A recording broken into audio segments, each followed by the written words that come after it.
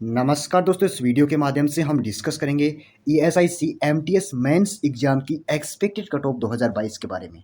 आपको पता होगा कि स्टूडेंट्स की जैसे ही एग्जाम लगती है तो उसके मन में 3 ही सवाल होते हैं कि हमारी एक्सपेक्टेड कट ऑफ कितनी जाएगी, यानी कि हमारा सेफ स्कोर कितना रहेगा, हमारी ऑफिशियल आंसर की कब रिलीज होगी, हमारा रिजल्ट कब तक रिलीज होगा।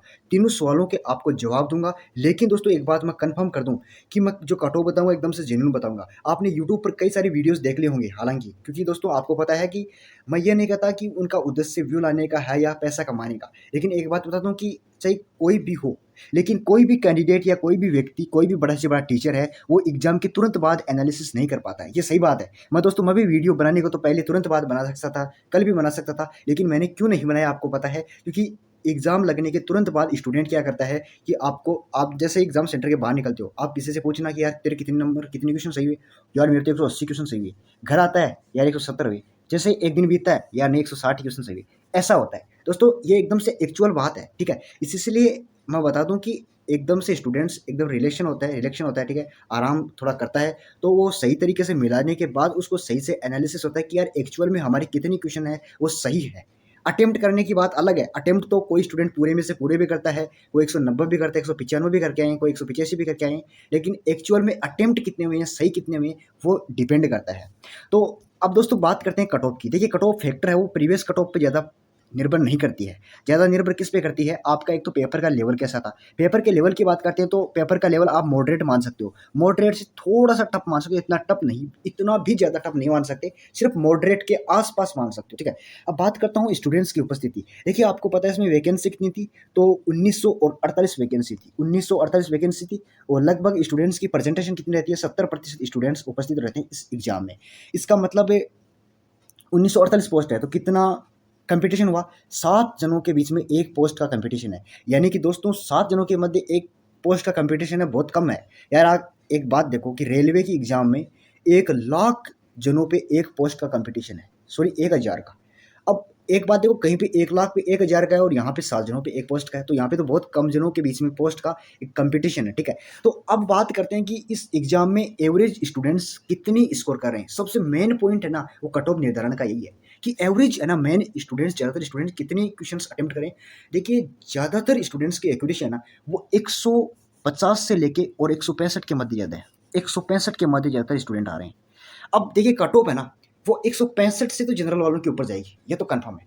क्योंकि जहाँ से एक्यूरेसी होती है ना, अब एक्यूरेसी वाले होते हैं नॉर्मल स्टूडेंट, जो सामान्य तक करते हैं। अब नंबर किनका आता है? जो थोड़ा सा ऊपर करते हैं। अब एक बात बताऊँ मैं, 4 विषय थे आपके, एक तो जीके था, एक रीजनिंग था, और एक मैथ यानी कि जनरल एप्टीट्यूड था, और एक था आपका इंग्लिश, ठीक है।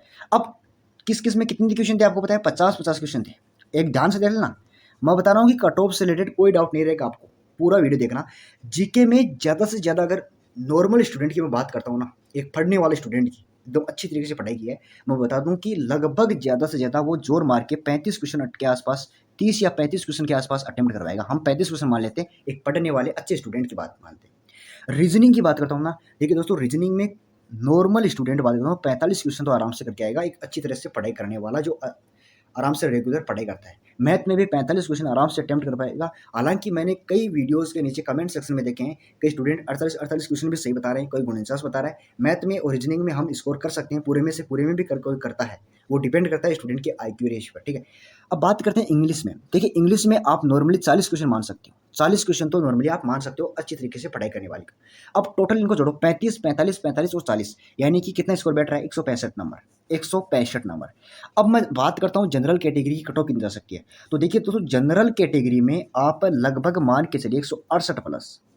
ये तो देखिए, ये कर, अब 2 नंबर, आप 2 या 3 नंबर कम कर सकते हो, मैं इनकी गारंटी नहीं ले सकता। लेकिन दोस्तों आपको तसल्ली मिल सकती है, यार 168 से कम है, उनको तसल्ली मिल सकती है। लेकिन अगर अपने आप को सेफ कहते हो ना आप, तो 168 से जिसके ऊपर है ना, वो अपने आप को सेफ कह सकता है। देखो, मेरे इरादे से तो जो मैंने इंटेंशन बताया, मैंने अभी आपके सामने क्वेश्चन जोड़े, 165 आई, तो आप अगर ज़्यादा से जोर मारे ना, जिसके 168 से कम है ना, वो 165 से ऊपर है ना, वो भी अपने आप को ठीक ठाक थोड़ा सा सेफ मान सकता है। लेकिन मैं उसकी एकदम से गारंटी नहीं ले सकता। हालांकि गारंटी तो किसी की भी नहीं ले सकता, ठीक है। तो ये जनरल किए गए। अब बात करते हैं ओबीसी कैटेगरी की। ओबीसी में आप 165 के प्लस मान सकते हो स्कोर, 2-3 नंबर कम हो सकता है, कोई दिक्कत नहीं है। वो डिपेंड करता है कि एग्जाम्स में से हो जाता है। लेकिन वो रेयर चांस में होता है, रेयर एग्ज़ाम्स में होता है। कई बार ऐसा हो जाता है कि कट ऑफ है वो कम चली जाती है, लेकिन देखिए जिस हिसाब से हमने एनालिसिस किया है उस हिसाब से मुझे नहीं लगता है कि कम जाएगी। एससी की बात करता हूँ तो एससी कैटेगरी में आपकी 155 प्लस, वहीं ईडब्ल्यूएस कैटेगरी की बात करते हैं तो देखिए ईडब्ल्यूएस कैटेगरी में आपकी जो कट ऑफ है वो लगभग 164 प्लस, ठीक है। और वहीं एसटी कैटेगरी की बात करता हूँ तो एसटी कैटेगरी में 153 पर प्लस, यानी 153 प्लस। अब बात करते हैं एक कैटेगरी पीडब्ल्यूडी, तो पीडब्ल्यूडी कैटेगरी में आपका 85 के आसपास आपका स्कोर रहने वाला है।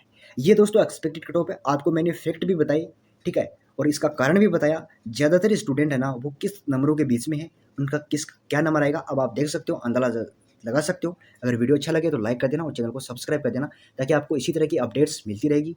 और दोस्तों इंस्टाग्राम पे फॉलो कर लीजिए, लिंक आपको डिस्क्रिप्शन में मिल जाएगा।